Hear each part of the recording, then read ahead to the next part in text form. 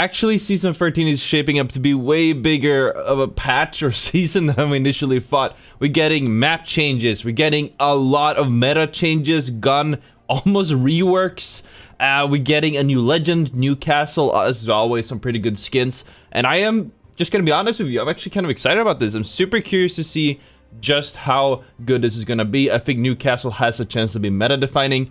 So we're going to be going through the patch notes here, and of course at the very end they just released a new Battle Pass trailer, and we're going to be looking at that together at the end of the video. And I'm pretty sure that this is the first time that Respawn caters 100% pros first for a season. Anyways, let's just dive straight into the news here. So we have a new castle. I haven't covered him in a video, but I'm going to be releasing a guide I think tomorrow or the day after. His passive allows him to drag allies as he revives and allows you to protect with your revive shield. He can throw a controllable drone that creates a moving energy shield.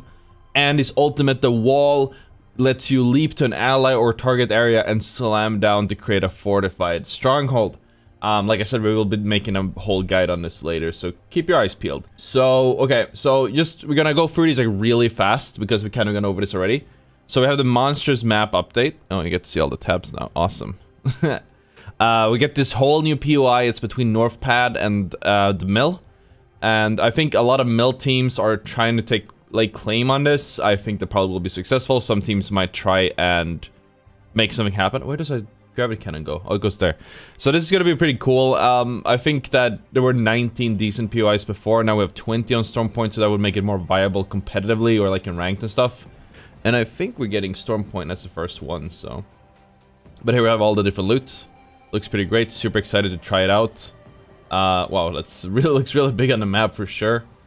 And there's some quality of life upgrades on the map. And they've added a new prowler camp near C Notes. And some new terrain here and there. So we're gonna have to notice it. They usually don't mention everything in the patch notes. We will have to see. We have ranked.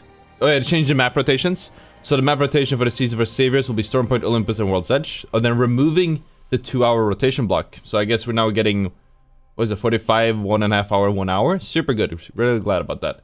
They are changing ranked. We have made a whole video on this. You can check it out later. It's called the finally fixed ranked after 1,037 days.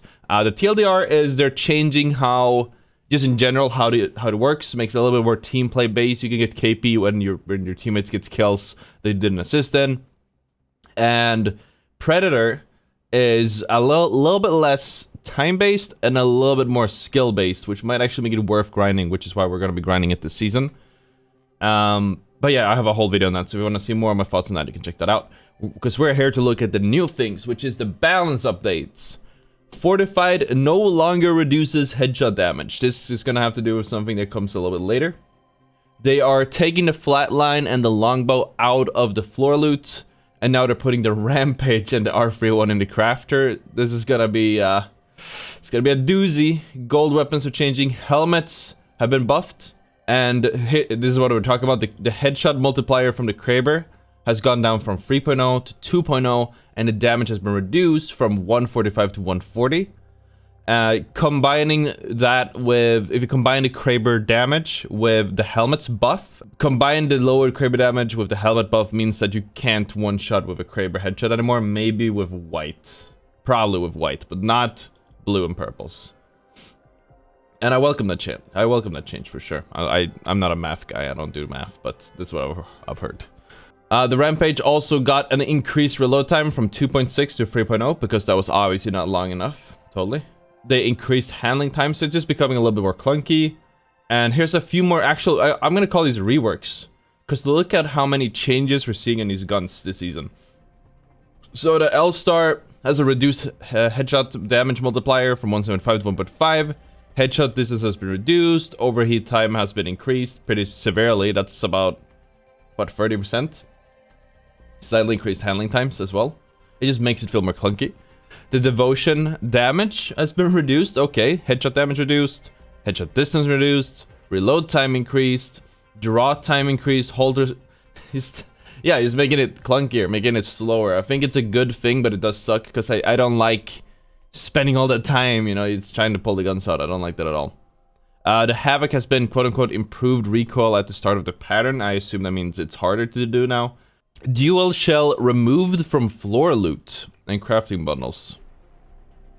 They increase the limb damage, that's if you hit the arms or the feet for the mozambique and Peacekeeper from 0.8 to 1. So I guess it's the same damage wherever you hit them. Obviously a headshot will be full.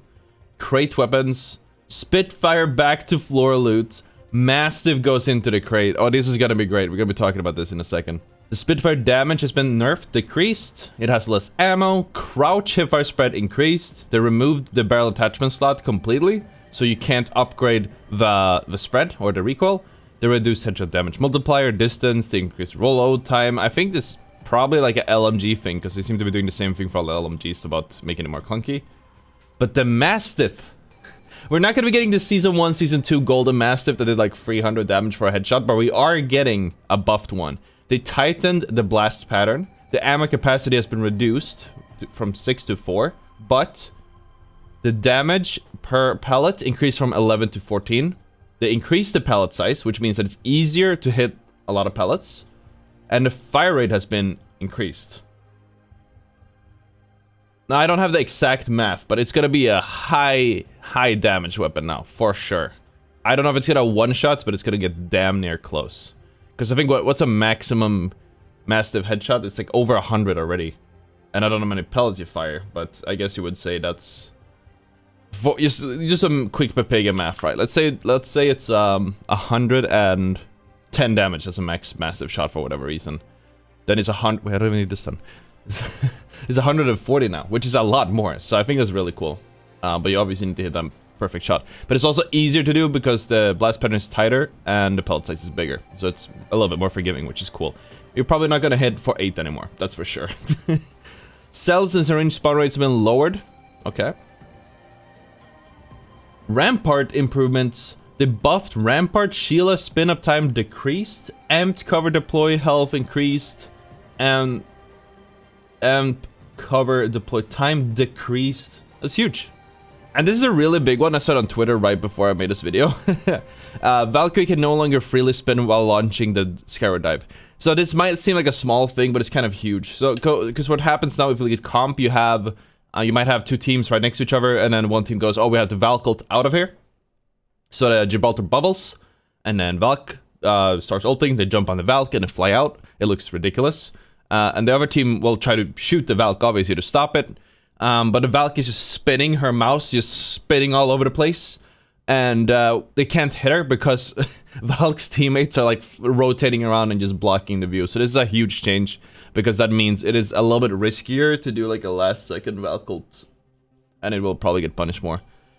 They're also changing out of bounds. Holy crap. Okay, when going out of bounds, the following will be disabled: Legends abilities, weapons, ordnances, and survival items, healing items, and active passives, like Vax jetpacks. That's crazy. I gotta send that to my team, because we did Oob place last tournaments, and that will not be as good anymore. Also for Lava, for World's Edge, they redesigned the windows in Lava Siphon to focus sightlines. Not sure how that's gonna look. They added more cover around Lava Siphon. And it changed the gondola loot. That's cool. Then it changed arena pricing. Once again, I don't play arena, so I'm not too much of... I'm not super interested. But we're going to be looking at bug fixes and basically just cut away bug fixes that are irrelevant. I'm going to be reading the ones that are good, because they always hide some treasures in here. Fix for players instead of Bangalore smoke, unintentionally getting aim assist on targets outside of smoke. That's huge. Like, that's actually huge. That's like, actually... They nerfed one-way smokes. Awesome. Fix bug where Val can only use jump towers if she has been previously shut down during her ultimate. So I just read this, and it's basically only that one. These are all just small QL changes. Some are good, some are like... but they're bug fixes. But normally they hide sort of nerfs as or buffs as bug fixes. But not this time, just that one thing.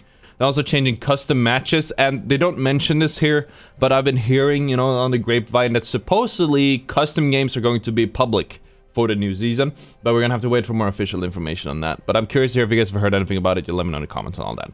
Anyways, if you watched this far in, you are probably over 10 minutes in, assuming we didn't cut a lot. And I just thank you so much for watching this far. Make sure that you know, like the video. And I'm curious to hear your thoughts on the video, or rather, the new season below. And yeah, as I promised, we're going to be watching the new Battle Pass trailer together. So let's just jump right into that. Here we go. Today's victory is already written. Oh, that looks good. When a great threat emerges. What? That's such a cool emote.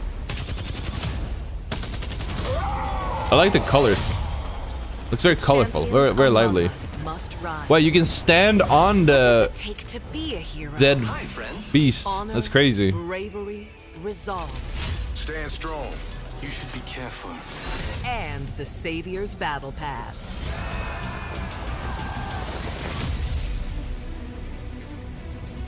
Valiant, fearless, and well Armory.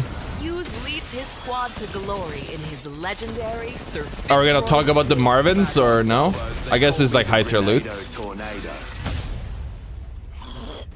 Well, Ooh, okay. there's no one way to be a hero. Lion-hearted legend Newcastle deserves a suit of shining armor. Oh, that's really cool. Rescue with the molten I wonder soul how much health it has. legendary Spitfire, and let no one fall in his epic firewall outfit. Real heroes, get back up. On the other hand, if you can't beat him, join him.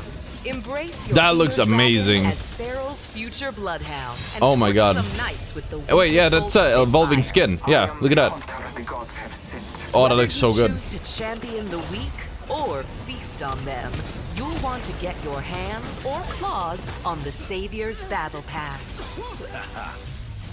Apex Battle Pass. Untouchable, Slick. Damn, dude.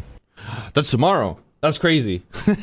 And that's a really good trailer. I'm excited. So if you guys enjoyed the video, make sure to stop and drop that like button. Anyways, thank you so much for watching, and I will see you all tomorrow. Bye bye.